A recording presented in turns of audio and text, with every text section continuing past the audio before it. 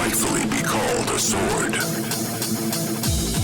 It was larger, thicker, heavier, and cruder than any normal blade. By all accounts, it was no more than a hulking mass of iron.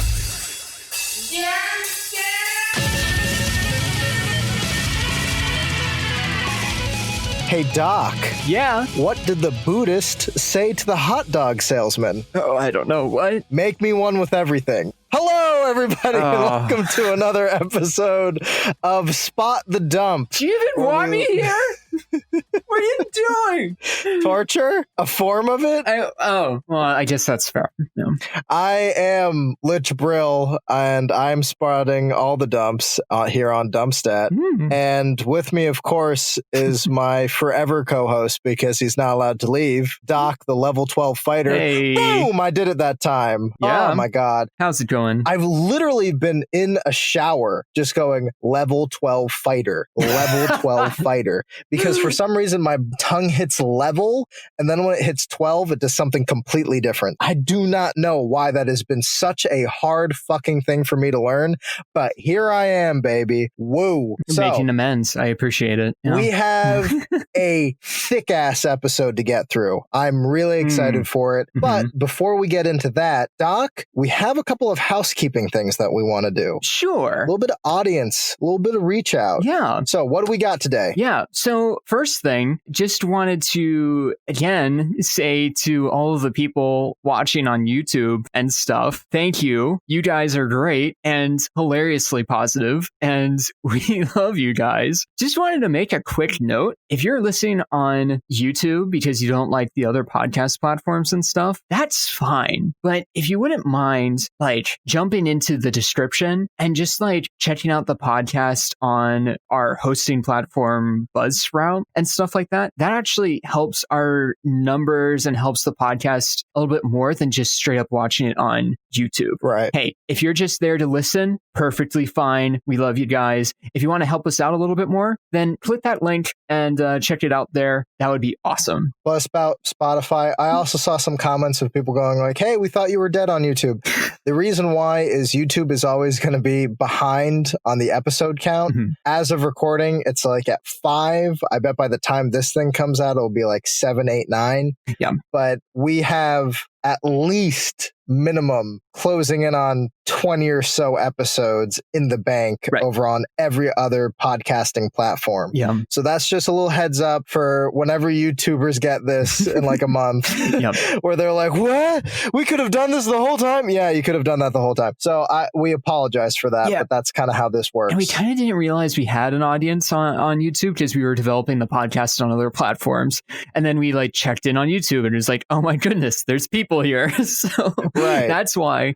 And the YouTube release schedule will be a little bit delayed compared to the podcast releases just because of production needed and stuff like that. But we're still going to be posting that stuff on YouTube for you guys. So again, we love you. You guys are great. So keep up the good work. And thank you to you guys. Right. A lich is running this podcast. This thing is never dead. It's undead.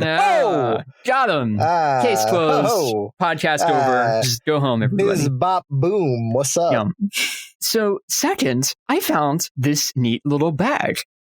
It's got a lot of fun little reviews in it. Oh, no. And so I just wanted to give a little shout out to, at the beginning of the episode, just once a week, maybe a review or two. So just wanted to give a shout out to Road Plus Fun on iTunes. Said, great and upcoming podcast. Love how you guys have been doing. Can't wait to see how you grow and expand on more topics. Great audios, topics, and conversation. Really enjoy the small divergences when you talk about your own experiences. Keep up the good work. I really appreciate that. And thank you. I truly, as do I. We try to make a really cool recording, and it's a little bit hard with the sending stones. That's true. You really need to update these. But no, I really appreciate you taking the time to write that review and say some good things about us. And it encourages me in that, hey, we're actually doing a pretty good job. We got to keep making it better. But abso-fucking-lutely. I'm glad that we're making it cool. So Thank you, Road Plus Fun. I appreciate that. Yes, and I will have your soul for my phylactery. Thanks a lot. That's I true. love positivity in there. So today I wanted to kind of get into what we're doing and explain what the whole premise of this mini series is. We are talking about D&D villains, the biggest of the big bads. Yes. We are taking them down, and this will take fucking forever. This will be a series that will be ongoing. New villains will be introduced. We'll be digging up old villains. Some will have stats, some will not. We'll be talking a lot about lore and giving our takes, tidbits, jokes, ha-has in the middle of it, along with helping DMs on how to use them as a big bad. Absolutely. But we're never experts. We're dumb. So if you listen to us and you go, hey, I didn't get everything I wanted forever, there's other reading material that you can, of course, look at and other videos you can go into.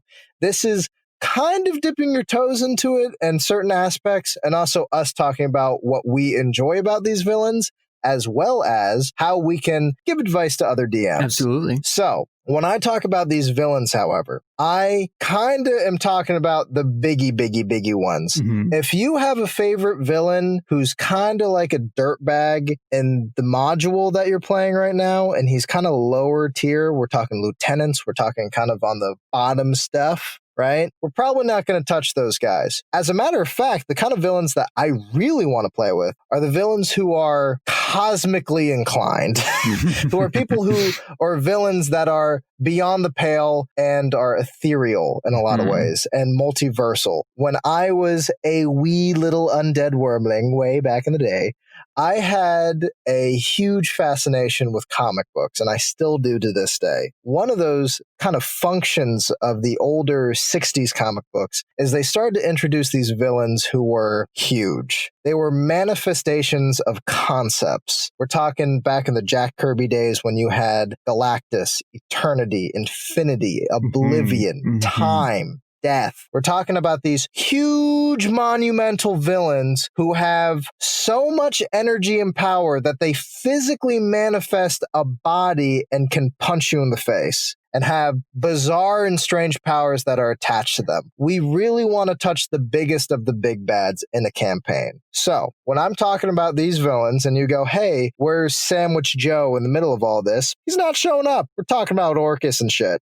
When I talk about these villains, these are the villains that are going to be at the end of your campaign. They're going to be the big bads. And most importantly, they're going to be the things that make your party shit their pants the most. Yep. When they see these villains, it's the moment. It's the climax. It's the ending. Okay? Let's go back to comic books for a second. While Squirrel Girl might be able to handle the Green Goblin every once in a while in a comic book, I'm pretty sure Eternity showing up and manifesting a physical form throughout time and space and the multiverse is a lot to handle. Yep. They'll probably panic. And that's kind of what you want. So this first villain we're starting off with has a lot of theming around her and is one of those villains that has their own module.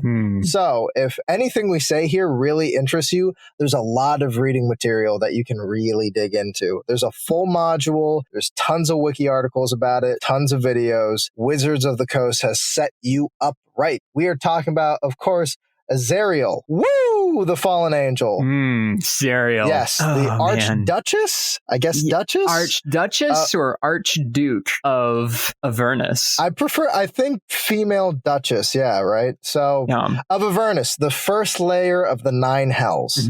We're going to get into her big overarching stats and story, but first, I'm going to have to give you a little bit of context about who she is and how she came to be, just a little bit. Yeah. These are Spark Notes, by the way. All right. I'm shirtless right now. I've been eating snickerdoodles and pot gummy bears. I'm not at tip-top form, so don't talk to me like I'm a fucking professor. All right. So, top of the ticket. Oops, sorry. Wait, one second.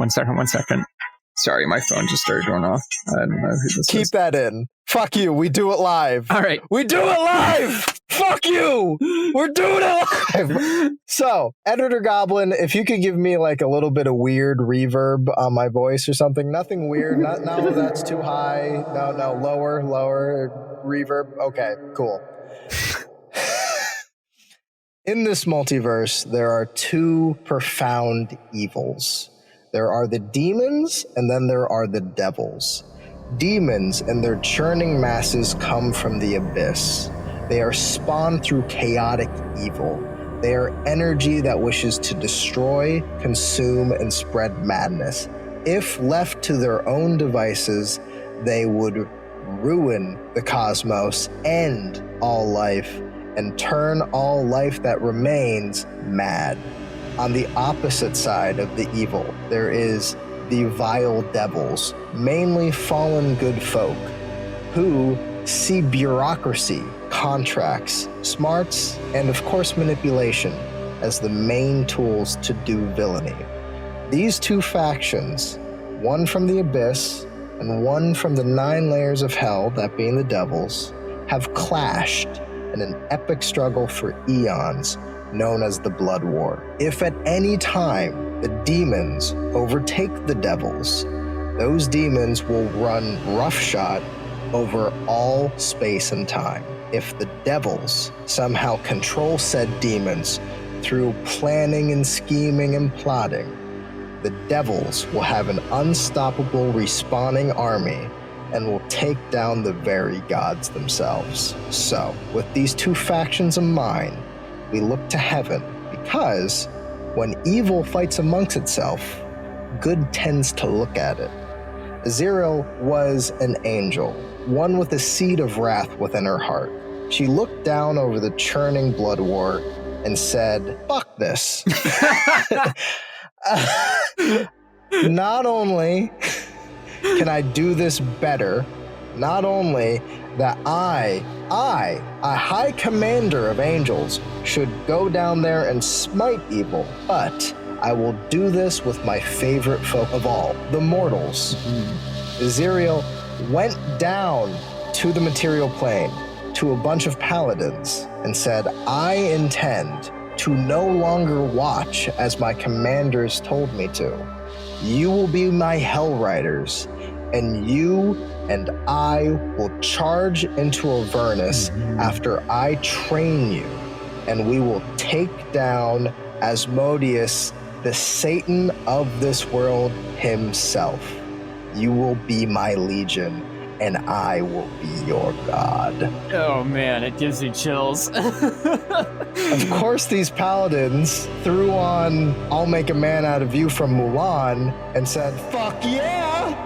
So, Zariel charges into Avernus and has become a wrecking ball for the 9 hells, laying waste to pit fiends and legions and devils of all sort, slaying all kinds.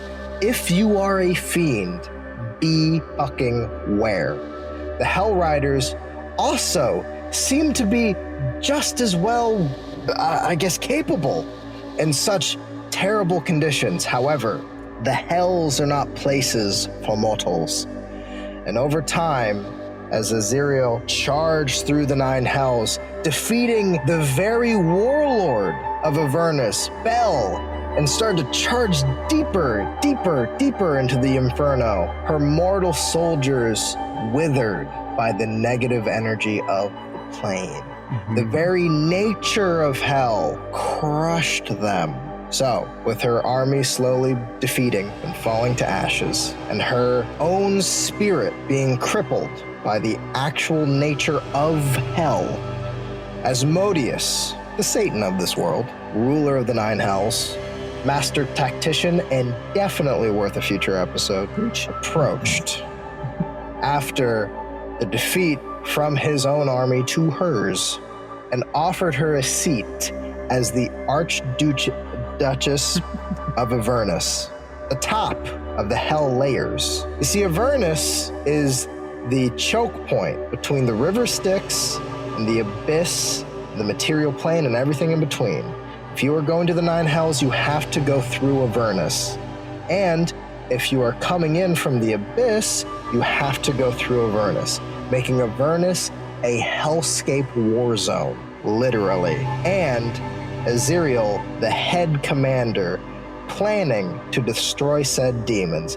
And while she charged in and threw everything off balance and killed so many devils that Asmodeus was smart enough to put her back as commander to push the demons back. Suddenly, balance has been restored, and a new threat has been proposed to the rest of the multiverse. That is the fallen angel, who will undoubtedly be Bae. She's amazing. Yes.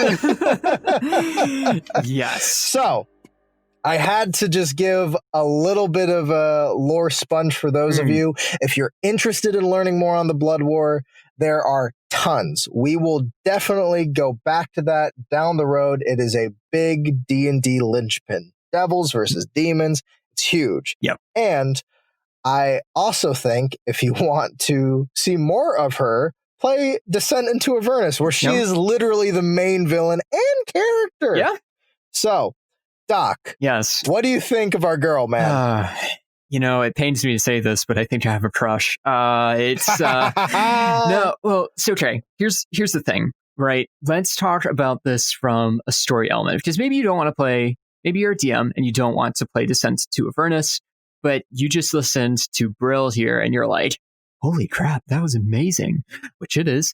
Here's the thing: Zariel is a person with a motive. That motive is there's a ton of destruction going on in this blood war, and it needs to stop, right? And Zariel ascended the good and bad narrative and said, what is the bigger picture? I love this tag that a lot of villains get, because it implies a lot of deviousness and cunning, but also implies a lot of almost like wisdom, even if it's crooked wisdom. Because Zariel, at some point after fighting for however long, we're not given details of how long Zariel was fighting, but some say it could have been years in regular Earth, quote unquote, time. Sure. It could have been like a few hours, right? Right. Time in Avernus is weird. But for Zariel, she saw that destruction was happening and she had to stop it. And when she was defeated, she was given the opportunity to continue in a way that was probably not to her original inclination and liking, but in a way that was still effective, right? And I think that is really cool. A villain who sees the bigger picture and decides to not conform to the exact tropes of good and evil. You could spin this and say that Zariel's still somewhere in that fallen cold heart has an inclination towards goodness somewhere, somehow. There is actually written into the Descent into Avernus, and I'm not going to say how at all, in case if you're a player listening. Right. But Zariel can be redeemed. Takes a lot of work, right? And a lot of planning to get that to happen. Blood, sweat, tears, demon blood, and a little bit of luck. Yep, exactly. But Zariel is someone who ultimately said, how do I accomplish my goal? And what am I going to have to sacrifice in order to do that? And sacrifices literally everything in order to do that. Now, is someone like that going to be inconvenienced by 4 to 6 level 5 people jumping into Avernus being like, yeah, we'll kill him? Couple of halflings and a gnome. The answer to that question is undoubtedly no. You're right. Zariel is ruthless, right? Zariel was corrupted by Avernus with this idea of, if you don't like it, kill it, right? So when something is interrupting her plans to destroy the demon hordes, she absolutely will do what she can to destroy them. Now, probably in a effective management sort of way that's not just like, oh, hey, I'm going to drop 1,000 devils on you, because that takes away from the blood war. She's a general, and she's a smart general.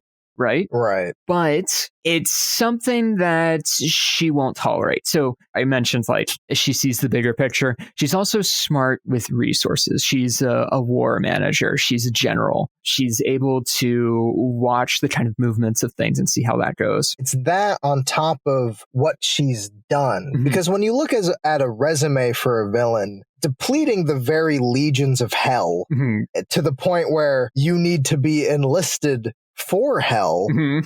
is quite the resume. Yes. So when you say that she's a master tactician, it's on that level. Yeah. Now, was she in the end smart enough to outwit the wittiest thing in the multiverse, that being Asmodeus? No. Mhm. But the fact of the matter is, she even had defeated Bell, who's the former head of Avernus. And I actually, in an early campaign, my party faced Bell. And let me tell you, it's really funny to think of that big bad who gave us so much shit turning into someone's bitch, Yep. kind of down the road. Yeah. Swear an oath of fealty, that sort of a thing. Yep.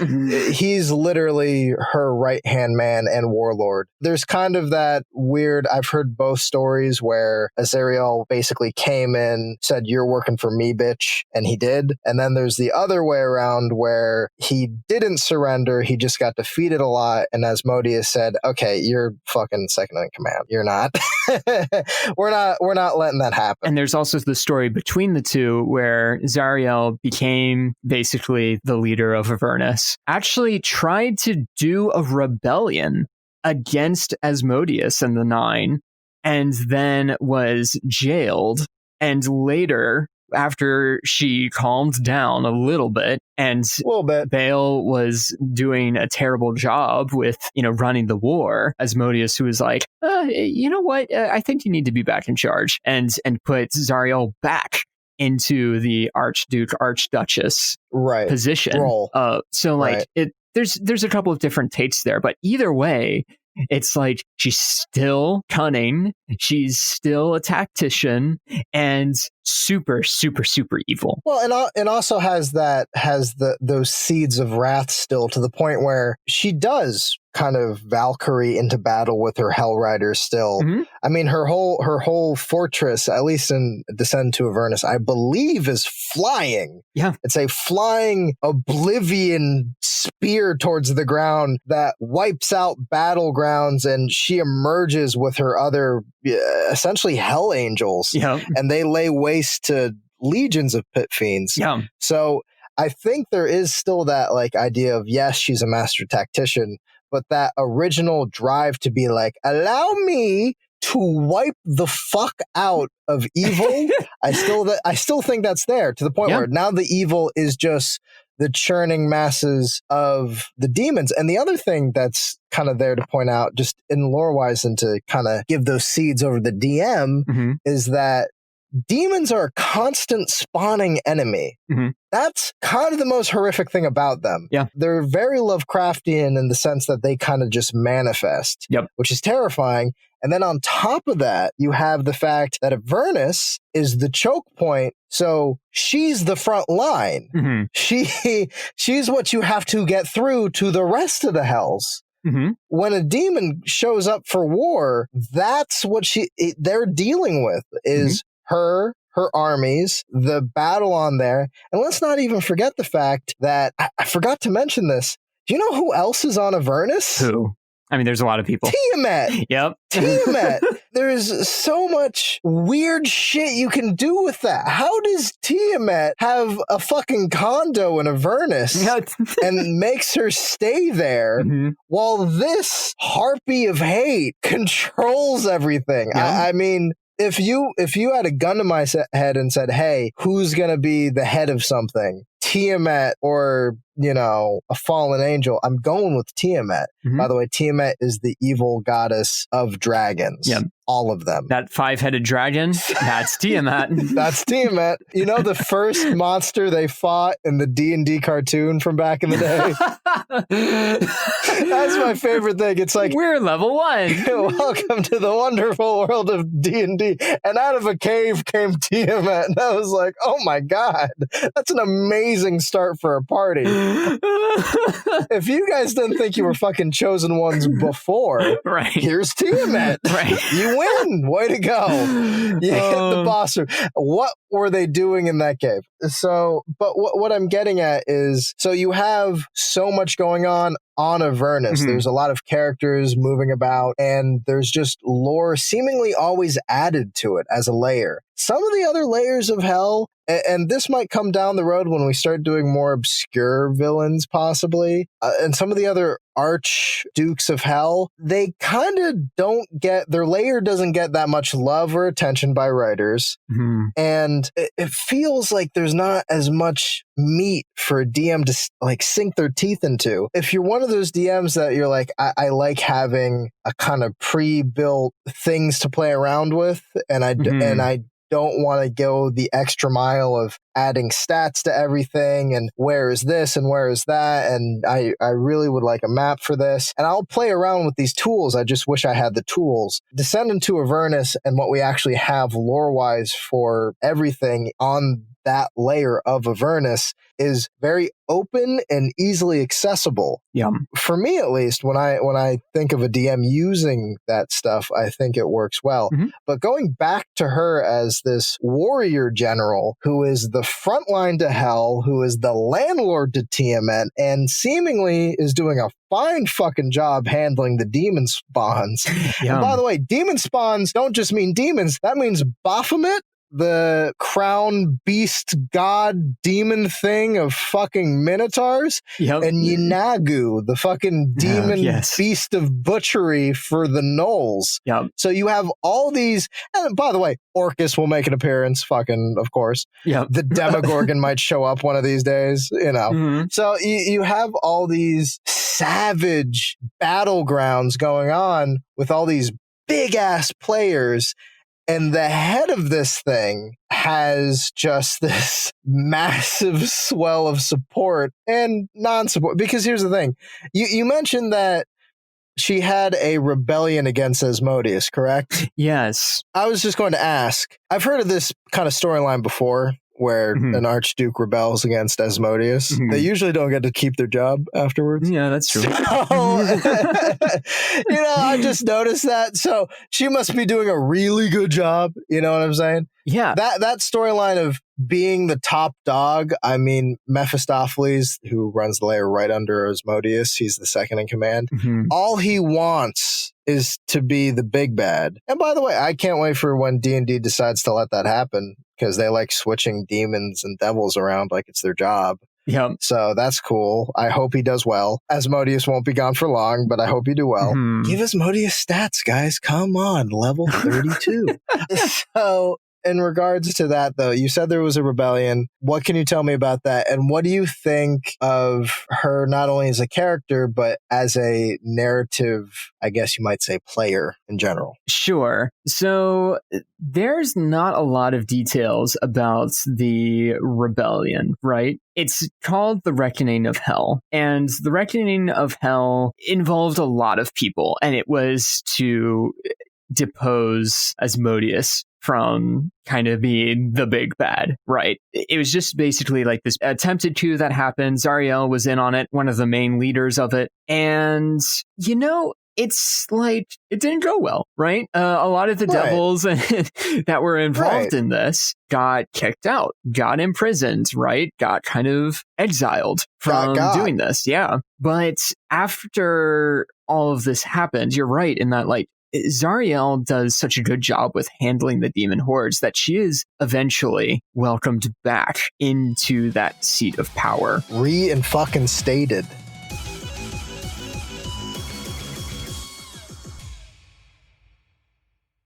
You mentioned, like, not a lot of people like Zariel, and this is a really good narrative piece. Zariel, if you can't tell by how we've been talking about her, is ruthless. Will do pretty much anything to destroy the demon hordes, and that includes Avernus itself. In the lore of Avernus was a utopia, even though it was the choke point between all of the other planes and hell. Avernus was like, your weekend vacation getaway if you had enough money, or, if you were cool with the Devil Lord, or, had some sick contracts or souls to sell, like, you could go to Avernus, have a nice meal, enjoy some time with the family and kids. I'm not kidding. That's the thing. Well, we've described, Avernus as this wasteland of battle and stuff, and it was not like that. But the demons started showing up and started destroying Avernus little by little, and they also started to destroy other parts of the world. It was actually Zariel that kind of funneled all of the action to a place where she could really focus on pummeling the demons. Right. Which is smart for a tactician, to get them to play on the home turf. But playing on the home turf also means that, like, you're, blowing up the stadium with nukes and things like that. So it means that lovely getaway spot is not as lovely as it once was. Yeah, it goes from, lovely pools and everything and free drinks to don't drink the water. It might make you forget. So you might forget. So Zariel's really the one who made Avernus awful. Right. And truly, it's that absolute desire to completely eradicate the demons and to lure them into the home turf to destroy them that has completely annihilated this plane of existence. And it's like, in her mind, it's the bigger picture again. It's like, well, yeah, everything I just blew up, that's right, but everything's going to blow up anyway if we don't deal with these demons. Once all the demons are gone, we have a stupid amount of resources to rebuild, and, we can enslave everybody and make it even better than before. So, like, I don't see what the problem is, right? So, right. That's from a narrative perspective. If you have Zariel showing up in a campaign, one question to ask is why, right? Of course, why? But right. Is Zariel showing up on the material plane? Then is there demons about, right? And there's some big demon that got released, and Zariel meets up with the party and is like, listen, I really could kill you for practice, but I think you might be a little bit more helpful if I toss you 1,000 gold and you just deal with this. So deal with it. Do a good job. I promise that when you guys show up in Avernus, that you won't be so, stupidly treated. Or Zariel loves making warrior minions, right? Right. Before she entered into Avernus, Zariel went to this location called Aturiel, or El Turel. That's where she got all the paladin goons. Yep. So, and that actually becomes a city that's kind of one of the main focal points of descent into Avernus. Zariel recruits these warriors from the material plane because she likes mortals. She thinks that they're kind of fun and that how their lives don't last as long, and they put up a good fight. And so, well, it's not only that they put up a good fight, it's the fact that they don't get into this apathy and this lull like immortals do. To be frank, what an adventuring gnome does in his little fucking life can be defeating a demon lord. Yeah. And that's a big accomplishment. Yeah. The fact that mortals seem to have this drive because life is so short. It would be interesting if you have a fighter and your player's like, I'd like to multi-class into Warlock. Boom! Zariel shows up and is like, you reign? Or in just general, like as a plot hook, you have fighters, you have barbarians, and you have a player that's like, I think it'd be cool to follow a god. Have Zariel show up. Zariel shows up and is like, listen, I can promise you all the power in the world. You just you gotta work, with me for a little while after you die, if that sounds cool. Of course, a little while is kind of weird because it's Avernus time, and so a little while means forever. But like, that's kind of a cool plot hook in that, like, hey, I get to turn into a Narzugon, like a demon horse riding fiend Valkyrie. Devil, and the anti-Valkyrie. Yeah. Or you get to turn into a Death Knight, right? If you die unsuspectingly, Zariel comes down and revives you and pulls you out to Avernus. And now you're Zariel's undead Death Knight. I think she's a great packed fiend for a warlock who's a kind of a more fisticuffs warlock. I like the idea of one of her aspects besides conquer, glory, being the Lady of Ruin, is also this idea of she loves fucking melee talent. Man, she likes talent, she likes discipline, and she likes training, and she likes making mercenaries, knights, fighters the best that they can be. I can imagine hobgoblins would probably turn to her, and a lot of fighting cults, like Fight Club cults. Just popping up for her everywhere, where they come down and it's just like, what kind of fucking cult is this? And they're all missing teeth with bloody knuckles and like, we worship the Lady of Ruin. Right. Welcome, stupid. You just rolled up into the wrong berserker cult. Right. I mean, I really like the idea of like a gladiator who's trying to conquer demons in a fucking Roman Colosseum, dedicating his life to her and seeking her. Or a zealot barbarian. Yes, right? Exactly. Perfect. Yeah. Or having that kind of wish list, because when you think of cults, you think of robes, knife, human sacrifice, dark voodoo, you know. Nothing really that unique. Like, it's all Asmodeus cults, kind of. Unless you start going to, you know, it might be a sex cult. It might be some kind of weird cannibal cult. But rare. I don't know why sex cult got a laugh, but okay. But but you don't get that much diversity a lot of times when you're talking about cult. Right? Right. When a party hears what is a cult, they usually hear of a guy with a hood and a knife, and they're like, well, let's follow the fanatic back home to his base. We're going to wipe this cult. Wiping out a cult is a very D&D thing that you can just do. You just killed 40 people in a weird cave. Now, if that little fucking party rolls up on her cult, they're going to be real disciplined. Besides just probably traps and shit, they're going to relish a battle. They're going to love the idea of breaking your spine for her, and ripping out your spleen and other internal organs and wearing them. So you suddenly have that fight behind fighters and barbarians and paladins working for a devil that you might not usually get that in a cult.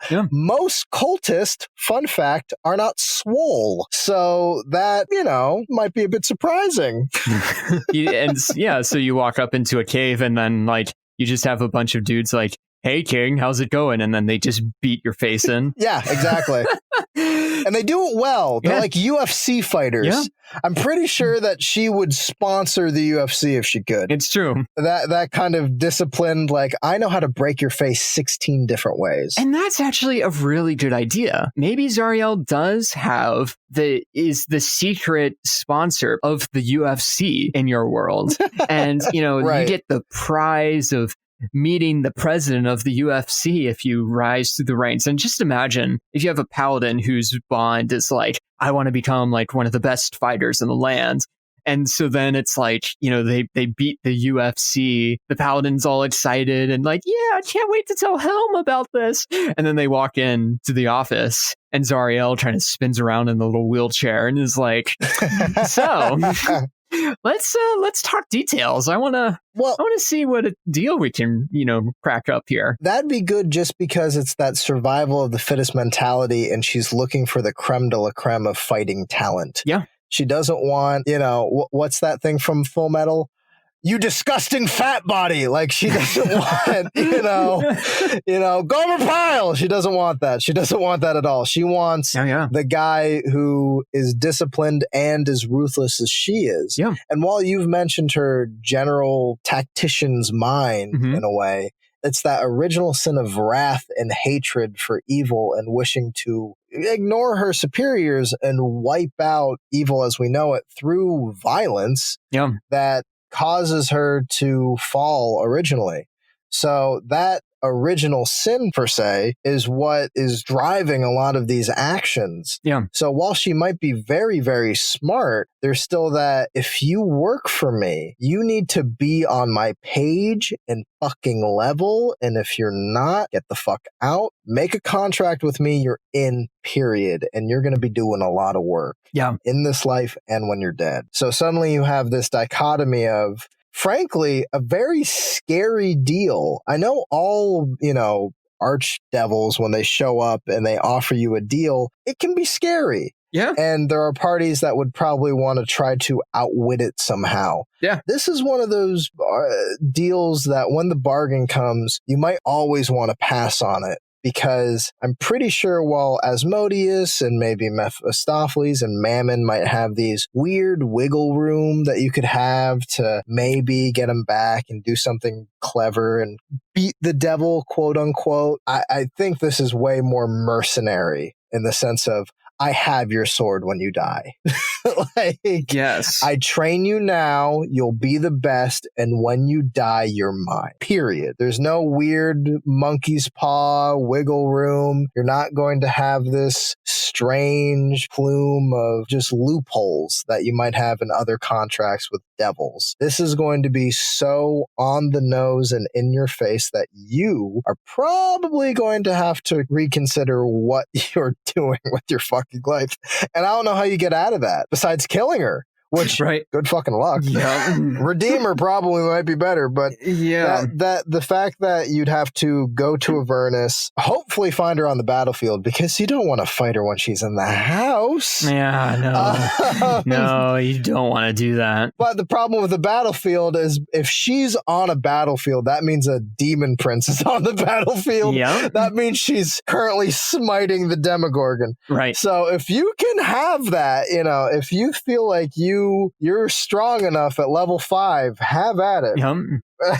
I really think for DMs, there is that sense of, well, I always want to make sure that my players have like a way out of a deal. If you want to use this as a tool, because I know contracts with devils is popular and they're a thing, I think that you might need to at least be blunt about the terms. Yes. Right? I feel like other devils, when they approach, you could maybe do that whole kind of showmanship thing and maybe give the party an illusion that they can get out of, and probably they can somehow in a very clever way if they're smart. But with this feels so much more you're getting a plumber.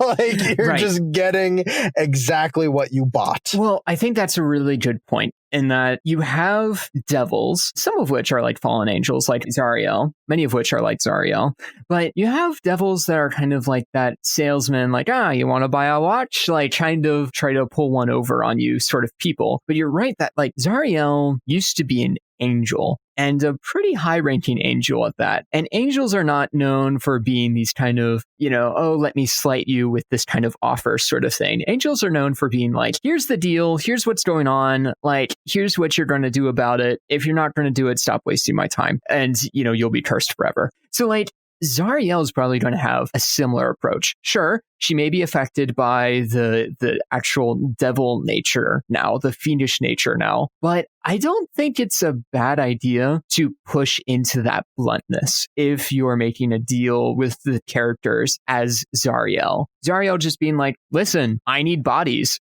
I can't say the pay is great, but like, if you really hate demons, then this is the job for you. I can promise you eternal life and just like a lot of fun slaying demons. So like, you in or you out, right? Right. I think that that's really important. I think it's also important to note through all of this that like, while Zariel's smart, while Zariel's determined, and while Zariel is very, very dangerous, Zariel is also a little insane. Like, you can decide if Zariel in your campaign wants to be really insane or a little insane. Right. But the whole thing of like, I'm willing to do anything to destroy the demons, and also falling into the trap a little bit of doing the same thing over and over, you kind of start thinking, all right, Zariel, you might be losing it a little bit. Right. I wouldn't say someone like Asmodeus is insane. Zariel's a little insane, at the very least. So that's something to consider when you're making a pact or when you're striking a deal. As mentioned before, is she seeing red kind of all the time? Right. Yeah. And I would argue she definitely is. Right. Yeah.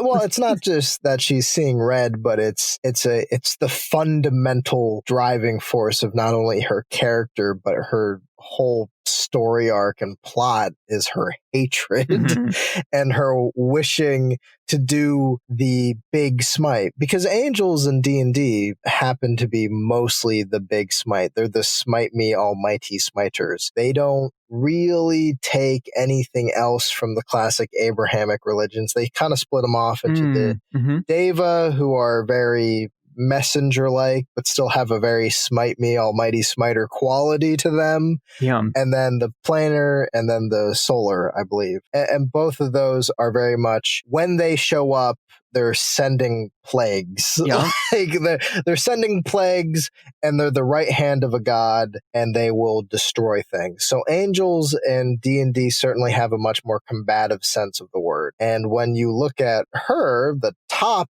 of that kind of hierarchy in battle, that's going to be her modus operandi, including the fact that it makes her repetitive in some states and a little bit insane. Mhm. And when you're making a bargain with someone who's that insane about destroying the demon hordes, Mhm. and might, let's say, offer you the Goku thing, like, I will make you so fucking strong if you take my blessing. Yum. Maybe as a DM, you can kind of subtly describe that kind of bizarro fucking, I need Right.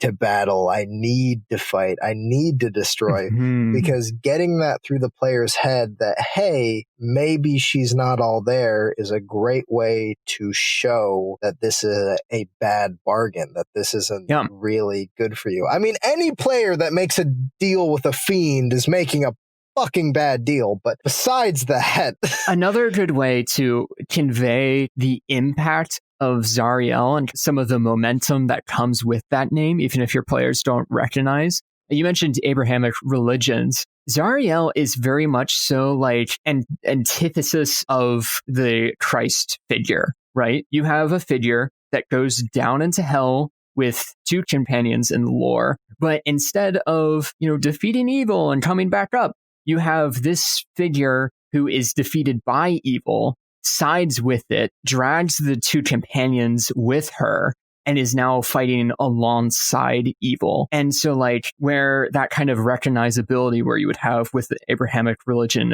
in the real world, you would have that sort of recognizability with, like, Zariel, where it's like, oh, you've heard, you probably have some familiarity with this sort of story, where you have this really scary story of this person who, like, a scary person who then went down into hell and got a lot scarier. right. I think that's something to, like, reinforce to your player that, like, yeah, this person is super scary. So, like, when you hear the name Zariel, you should be like, oh no, like, that's who we're dealing with. Right. This is not good. Well, I mean, just the attachment to the hells will do that, but I agree. And moreover, like you said, Zariel is draped in classical, fallen angel getup. However, one of the things that has been a bit of a debacle, which I think is fun, is the fact that her design changed between Descent into Avernus Oh, yeah. Let's talk about that. into Morton Canaan's Tome of Foes. Mhm. So originally she has this design that involves a crown that is made of fire. She's pale, bald, no horns, kind of blood seeping out of her eyes, a very red and black motif with the sword. Yeah. Doesn't seem to have the classic demon cloved foots or no real spear to be spoken of. Maybe it's within the stats. Kind of the blood red wings, a lot of red motif as mentioned before. Yeah. And probably the most important thing that I believe Morton Kane Tome of Foes added back in was her missing hand that she lost. So that was 2019. Right. But it was only a year after. So, like, they published the design of Zariel in Morton Canaan's Tome of Foes, and then they changed a lot about her visual aspects and physical aspects in terms of, like, style and weapons and things within a year, which was interesting. Okay. Well, the fact of the matter is, in Morton Canaan's Tome of Foes, she's designed like your kind of average devil. Yep.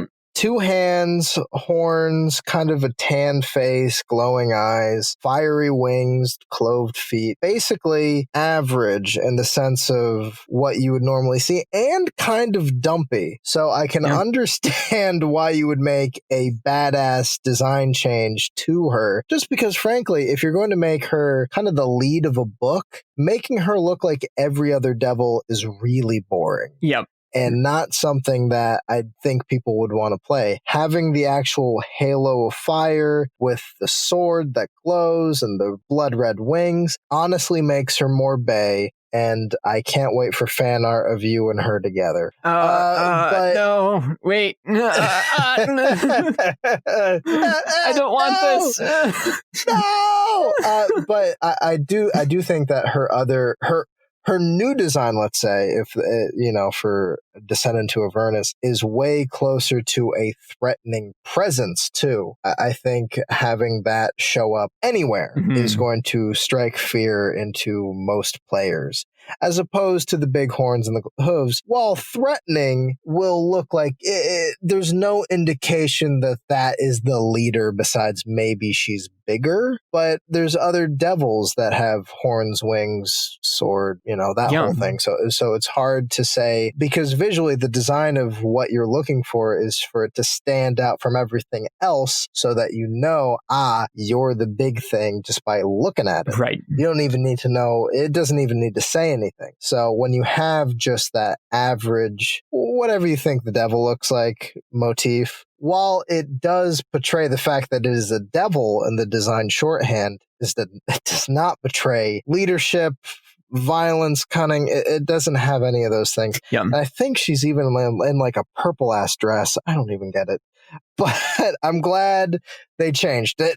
Yeah, it's really odd. While the mechanical designs between Zariel in Mordenkainen's Tome of Foes and Zariel in Descent into Avernus was not drastic, one of the things that they did is that they made Zariel in Avernus a little bit more melee focused, which kind of makes sense to me. That, like Zariel's kind of obsessed with killing demons. She wants to get in on the action and like getting up close with that. Right. Whereas Zariel's wielding a javelin. Oh no, like javelins are intimidating in real life. Javelins are just not intimidating in DnD. Let's just be real with that. Yikes. Yeah, it's just... There's one javelin fighter who's like, what do you mean? It's just like... I love him. Let's see, which would you take? Would you either take a devil angel with a javelin and a longsword, or a devil angel with a flail for a hand and what's called a Matadlock, which is her custom warhammer? One of those... I love how you just... her warhammer,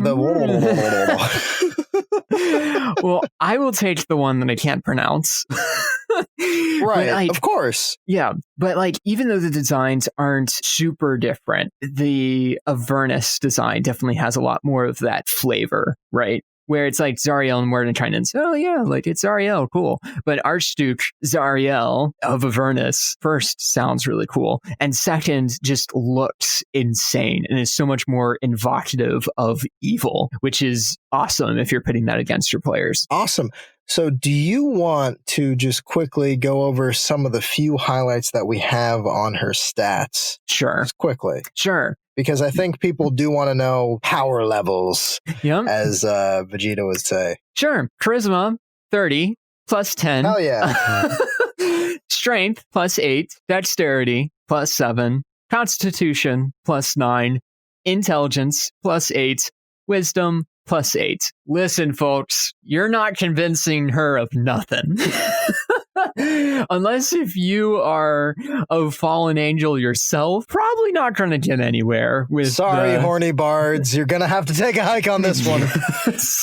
Lots of damage immunities to cold, necrotic, and poison. Resistance to fire, radiant, bludgeoning, piercing, and slashing from non-magical attacks that aren't silvered. Can't be charmed, can't be exhausted, can't be frightened, can't be poisoned. Really scary stuff. Here's another thing that's really cool. Magical darkness doesn't impede Zariel's dark vision. That's scary. Here's one last thing that I want to touch on. Two last things, actually. First off, Zariel's spell save is a DC 26. That's a big yikes, friends. That is a big yikes. And at will, Zariel has fireball. So just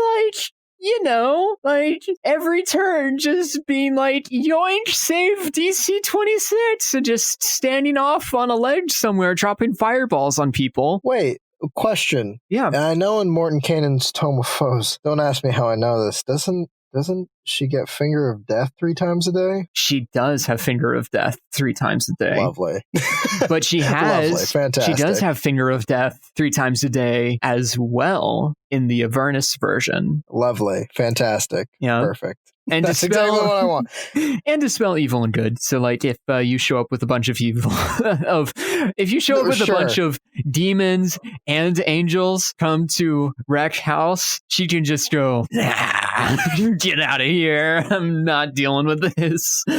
Oh man, she's a challenge rating 26. Yeah, right. Mm-hmm. Of course, as we mentioned before, big boss monster. Yes. If you were running her, yeah. And let's say we had the classic 5-man party break down the chamber door. They're bloodied up, they're wounded, they're hurt, they're not doing too hot. What is your first move as her, besides her going, these fucking insects just crawled into my house? That is a good question. So, like, if they're wounded and hurt, that changes things. Because I think Zariel, in light of her past, may offer the party a chance to say, hey, you know what? You've done a good job. You've done this thing. You've foiled my plans. Like, well done.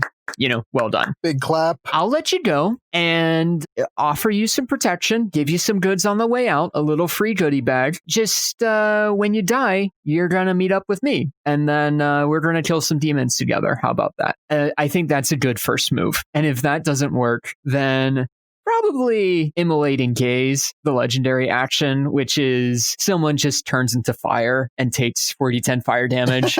And then with that legendary action, following it up with Horrid Touch and just disintegrates the same person with necrotic damage. Just imagine someone just turning into fire and then Zariel walks up, grabs them, and they just turn to ash immediately. Right. Like, that's a good way to be like, all right, I'm going to let you rethink saying no to my offer now that your wizard is done. Well, here's the thing. I think the second you're her enemy, you're her enemy, man. Really? I don't know if there's going to be all that much back and forth. That's fair. From her?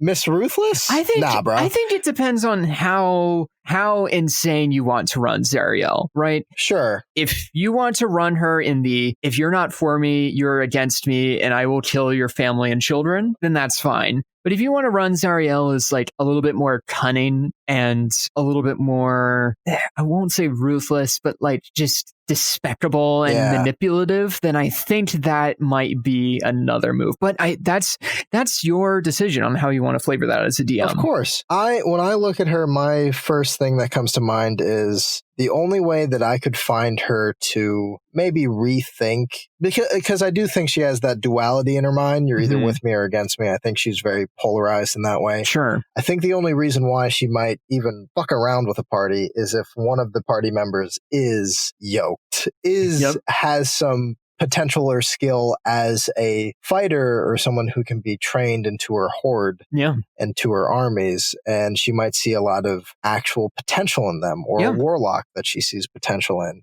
Yeah. And I could see her, like, maybe if you're like really dope and have a lot of cool items, she might go, okay, one last chance, or I'm eating this baby. And everyone goes, oh, okay.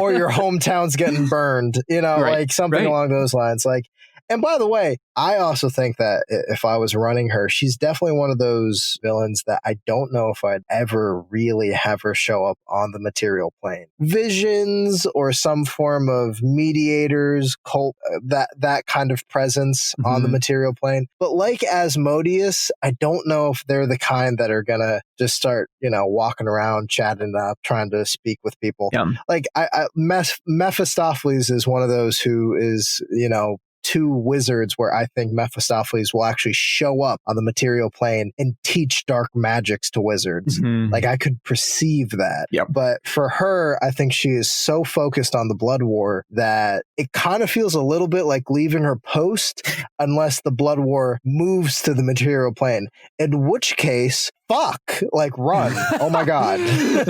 Oh my god. Yeah, that's not good. The Shire is going down. Oh my god. And I also want to point out quick, as far as lair actions go and regional effects, you can read them. I feel as though that they are pretty well suited to her actual skill set and power. Yeah. I don't know if you agree with me or not. No, they're interesting. They add interesting effects, and I think they're good flavor, and they're also good, like, additional battle effects for layers. It's also worth mentioning, if you happen to be looking at the stat blocks for Zariel in the Descent into Avernus, there are layer actions, but you have to look for them not on the stat block in the book. Or if you're looking at her on D&D Beyond, they are in the book itself. So you have to look for that. Just wanted to give that heads up. If you are using Morton cannons, they are there, just right next to her. So that's nice. I don't believe they changed, but I could absolutely be wrong on that. I should have actually pulled descent into Avernus. Hey, it's an event. No, a descent. That'd be fun. It's like, it's a house party. Welcome everybody. No, descent into Avernus. I should have pulled that. I just pulled Morton cannons just because I want to roast her outfit because I'm a rude bitch. But in any case, I do think that she's one of those awesome villains for people to actually sink their teeth into. And moreover, if you're a new DM, I think there's enough here that you can definitely do something with it, especially if you're like, I don't want to play Descent into Avernus. I'm a cool guy by myself. Why would I use a module, bro? My brain's kicking all the time. So there's enough out there for you to do your own research and build something that is great to you and your party. Absolutely. I mean, I'll be honest. I use a lot of the demon princes now. I've always liked the idea of, that more Lovecraftian threat. The fact that they are concepts of undeath and lust and savagery and butchery and fungi. Yeah. The fact that they are a form of the ethereal is more interesting to me. But a fallen angel for some parties is probably going to do it. Yeah. I think there are people who find that to be interesting, fascinating, really cool, and it's so involved in popular media. I mean, isn't there a show on Netflix all about fallen angels? I could be wrong. But yes. I forget what. Yeah, what there is. VeggieTales? Anyways. Bob the Tomato goes to hell. Yay! All right. That'd be great. I want VeggieTales as like a race, like vegetables that are sentient, and then we can make paladins. Oh, my word. God, that's a great idea. But I do think that she as a character has potential and also has that enormous aesthetic as almost a second gen fallen angel for people to really latch on to. She's very interesting. She has that kind of background of like, what happened to you? Why did this happen? And, she says, I've seen the bigger picture and this is the way forward. So you get to join me or not. And that's a question for the players. It's like, well, what is she seeing that is the bigger picture? And is there a way that we can help her and defeat her? Is there a way we can help her? Does she need to be destroyed? Right. It kind of asks those questions. And in the module or outside of the module, there's more than 2 responses for that, which I think is really great. So definitely a really good character narrative wise and gameplay wise to put into your game. By the way, what you just said on the idea of have they just always been the big bad? Is that just their thing? Yeah. I personally think that we will definitely hit some villains in this mini-series or mega-series, as it's looking like, that are just going to be evil for evil's sake. Gordon. Excuse me. That's a lot of the demons, unfortunately. When you become metaphysical concepts, you don't really get an origin story, Yeah, that's true. Like, there wasn't a baby Gorgon. So, but that'd be fucking adorable. Yep. Little baboon faces. Yep. So there's that cool arc of a story that's happening, and it's simple to tell. Everybody can wrap their head around a fallen, corrupted good guy into a bad guy that you could make good again or destroy. We can all kind of figure that out. Yeah. And it's simple enough to give to players, but it's wide enough for players to kind of just bend it and break it and turn it around and try to sleep with it, probably. Good luck with that. Good luck with that. Honestly, I respect whoever tries. You don't want an episode of Maury with her? No. You are not the father. You are the father. It's the Demogorgon. It's like she shows up and she is Maury, and you look over at where she was sitting and the seat's just empty, and you're just like, oh no. I am Maury. Oh God. Now all I want to do is like take all the Archdukes and attach them to shit reality TV shows. Mammon, the demon prince of greed, is definitely going on 90 Day Fiancé for sure. It's Judge Judy, and Yunaju sits down at the bench. Cooking with Orcus. He's on the Food Network making undead pastas. This is amazing. Yeah. Oh man. Oh my God. Fucking hanger up decorations with Baphomet. He puts it all in his horns.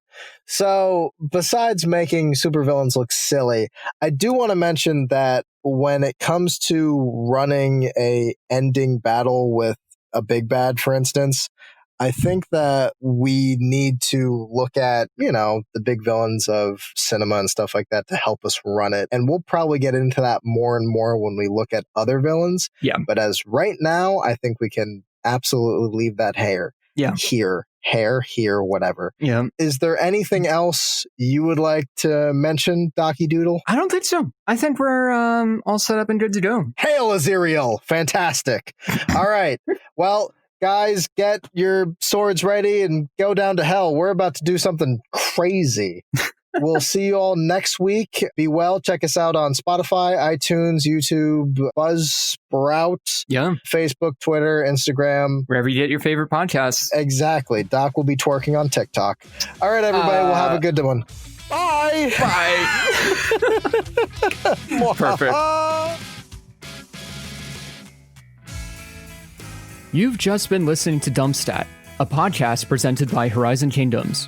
Horizon Kingdoms is a Dungeons & Dragons 5th edition server that's free to play.